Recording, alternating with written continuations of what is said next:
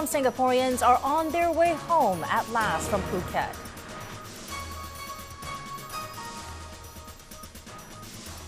Well, Phuket International Airport reopened this afternoon after anti-government protests caused it to close on Friday, cancelling all flights. And at 5:30 p.m. today, Silk Air said it planned to fly 3 planes to Phuket in the evening, and these can carry a total of 438 passengers, but there was a backlog of some 600 people. However, some stranded Singaporeans had already made their plans of their own to travel home. And here's Margaret Perry with details.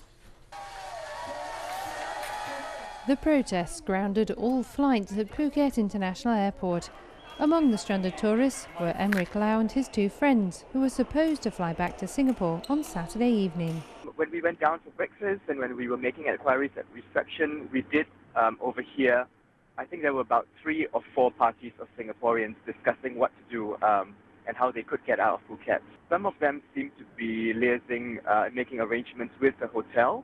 Generally, we've seen a few cases of irate passengers who have said, who are not happy because of the uncertainty of the situation. Not knowing when the airport would reopen, Emmerich and his friends teamed up with a couple from Hong Kong. Singapore Airlines had earlier promised to fly passengers who were booked on Silk Air flights back to Singapore free of charge if they made their own way to Bangkok. So, with help from the hotel receptionist, they rented a minibus with a driver for 15,000 baht, or $440 and set out on a 10-hour journey to Bangkok. Thank goodness for travel insurance. Thank goodness for a strong Singapore dollar. It does help us in a situation like that.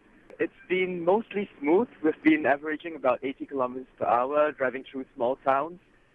It's been quite scenic. Very nice, very pleasant journey.